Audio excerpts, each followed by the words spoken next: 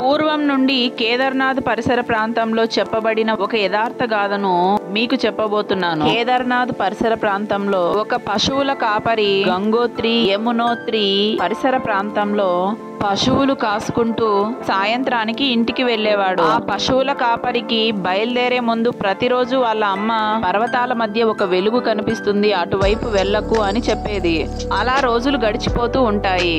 ఒక రోజు తన ఆవులలో ఒక ఆవు కనిపించకుండా మాయమవుతుంది. అన్ని చోట్ల వెతుకుతాడు, ఎక్కడా కనిపించదు. చివరికి ఆ వెలుగు వచ్చే ప్రాంతానికి కూడా వెళ్లాల్సి వస్తుంది. వాళ్ళ అమ్మ చెప్పిన మాటలను గుర్తు చేసుకుంటూ భయంతో వెతుకుతూ ముందుకు వెళ్తాడు. అక్కడ జరుగుతున్నది చూసి అతను షాక్ అయిపోతాడు. అక్కడ ఆ ఆవు శివలింగం ముందు నిలబడి తన పాలతో శివలింగాన్ని అభిషేకం చేస్తూ ఉంటుంది.